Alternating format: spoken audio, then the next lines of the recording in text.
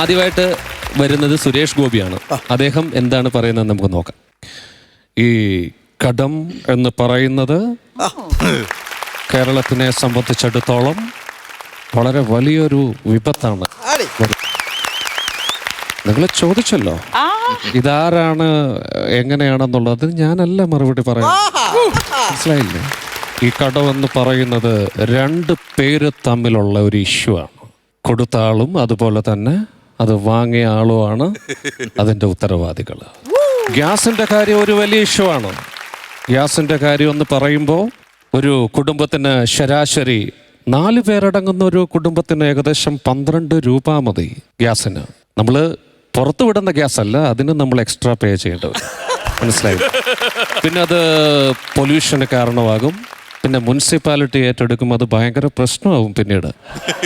അപ്പം എന്തായാലും ഇതിങ്ങനെ തന്നെ പോട്ടെ. അതിൻ്റെ ഉത്തരവാദികൾ എന്നോട് ചോദിക്കുന്ന കാര്യങ്ങൾ എനിക്ക് മനസ്സിലാവുന്നുണ്ട്. എൻ്റെ കയ്യിൽ നിന്ന് അത് കിട്ടില്ല. ഇനി ശ്രീ രമേശ് പിഷാരടി, നമുക്കറിയാം ബിജുകുട്ടൻ ചേട്ടൻ നമ്മുടെ സ്വന്തം രമേശ് ചേട്ടൻ ഇപ്പോൾ പാലക്കാട് MLA ആയി.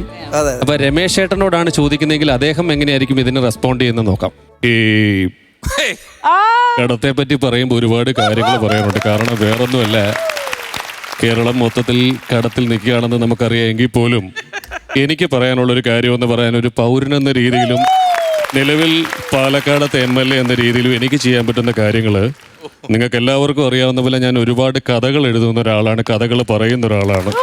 അപ്പോൾ ഈ എൻ്റെ കഥകളെല്ലാം കൂടെ കൂട്ടി വെച്ച് ഞാൻ അന്യഭാഷയിലേക്ക് തർജ്ജമ ചെയ്യാനുള്ളൊരു പരിപാടിയും കാര്യങ്ങളുമായിട്ടാണ് വന്നിരിക്കുന്നത്. അപ്പോൾ അതിൽ നിന്ന് കിട്ടുന്ന ഒരു വരുമാനം കൊണ്ട് കടങ്ങൾ വീട്ടാൻ പറ്റുമെന്ന് വിശ്വസിക്കുന്നു. മിച്ചം എന്തെങ്കിലും ഉണ്ടെങ്കിൽ പാലക്കാട് കുറച്ച് ലൈബ്രറി തുടങ്ങണമെന്ന് ആഗ്രഹമുണ്ട്. അതിൻ്റെ വേറൊരു പ്രത്യേകത എന്ന് പറയുന്നത് പാലക്കാട് ലൈബ്രറിയിൽ എൻ്റെ കഥകൾ തന്നെയുള്ള കുറച്ച് പുസ്തകങ്ങൾ അവിടെ കൊണ്ടുവരിക എന്നൊരു ഉദ്ദേശം കൂടി എനിക്കുണ്ട്. നന്ദി, നമസ്കാരം. ഇനി നമ്മുടെ ആരോഗ്യമന്ത്രി മുരളീധരൻ സാറിനോട് ചോദിച്ചു കഴിഞ്ഞാൽ അദ്ദേഹം എങ്ങനെയായിരിക്കും പറയുക എന്നുള്ളത് നോക്കാം. അല്ല, ഈ ഗവൺമെന്റിന്റെ കാര്യങ്ങൾ ഭയങ്കര പ്രശ്നത്തിലേക്കാണ് പോയിക്കൊണ്ടിരിക്കുന്നത്. നമുക്ക് എല്ലാവർക്കും അറിയാവുന്ന പോലെ ഈ കടത്തെ സംബന്ധിച്ചിടത്തോളം ഒരു വലിയ പ്രശ്നമായിട്ടാണ് പോയിക്കൊണ്ടിരിക്കുന്നത്. ഞങ്ങളിപ്പോൾ കയറിയതല്ലേ ഉള്ളൂ. ഞങ്ങൾക്ക് ചെയ്യാനുള്ള കാര്യമെന്ന് പറഞ്ഞു കഴിഞ്ഞാൽ, എനിക്ക് നിലവിൽ ചെയ്യാൻ പറ്റുന്ന കാര്യങ്ങളെന്ന് പറഞ്ഞാൽ ഇത് പരിശോധിച്ച് നോക്കിയതിന് ശേഷം എൻ്റെ MLA ഫണ്ടിൽ നിന്ന് ഒരു വിഹിതം തരിക എന്നുള്ളതാണ് എനിക്ക് ചെയ്യാൻ പറ്റുന്ന കാര്യം എന്ന് പറയുന്നത്. അപ്പം എത്രയും പെട്ടെന്ന് ഒരു ശാശ്വത പരിഹാരം ഉണ്ടാവട്ടെ. വീണ്ടും നമ്മൾ തിരുവഞ്ചൂർ രാധാകൃഷ്ണൻ സാറിലേക്കാണ് പോകുന്നത്. അപ്പം അദ്ദേഹത്തിനോട് ചോദിച്ചാൽ അദ്ദേഹം പറയും, കടവല്ലേ, കടമെന്ന് പറയുന്നത് ഏത് ഗവൺമെന്റ് വരുന്നൊരു കാര്യമാണ്. നമ്മൾ അതിനെപ്പറ്റി പഠിച്ചു പറയുകയാണെങ്കിൽ നിങ്ങൾക്ക് എല്ലാവർക്കും അറിയാം, ഞാൻ സഭാനാഥനാണ്.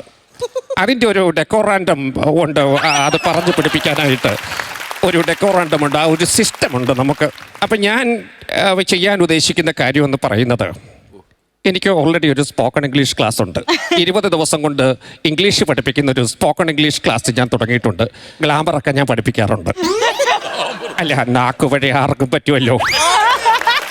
ഇതൊക്കെ നമ്മൾ പറയേണ്ട കാര്യമുണ്ടോ?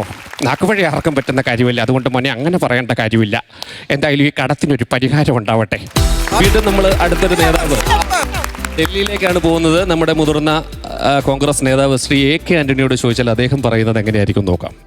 കടമെന്ന് പറയുന്ന ഏത് ഗവൺമെൻറ് വന്നാലും കടം എല്ലായിടത്തും ഉണ്ട്. കൊടുക്കൽ വാങ്ങലുകൾ ഇല്ലാത്തൊരു ഗവൺമെൻറ് എന്ന് പറയുന്നത് this is undiscipline to the parliament party to international Congress എന്ന് പറഞ്ഞു കഴിഞ്ഞാൽ അതിനെ അഡോപ്റ്റ് ചെയ്യുന്ന ചില കാര്യങ്ങൾ ഇതിനകത്ത് വ്യക്തമായിട്ട് പറയുന്നുണ്ട്. മനസ്സിലായില്ലേ? അപ്പം അങ്ങനെയുള്ള ചില കാര്യങ്ങൾ കടവുമായി ബന്ധപ്പെട്ട് പറഞ്ഞു കഴിഞ്ഞാൽ അത് ഇതൊരു ഒരു എൻഡിങ് ഇല്ലാത്തൊരു പ്രോസസ്സാണ്. ഇനി എനിക്ക് പറയാനുള്ളൊരു കാര്യം എന്ന് പറഞ്ഞാൽ, എന്നെ അർഹതപ്പെട്ടൊരു സ്ഥാനത്തേക്ക് നിങ്ങൾ കൊണ്ടുവന്നില്ലെങ്കിൽ ഞാൻ കടം മേടിച്ച് മുടിയുമെന്നുള്ളതിന് 100% ഉറപ്പാണ്. എനിക്കത് മാത്രമേ നിങ്ങളോട് പറയാനുള്ളൂ. അതുകൊണ്ട് എന്നെ ഒരു അർഹതപ്പെട്ട പൊസിഷനിലേക്ക് നിങ്ങൾ കൊണ്ടുവരണം.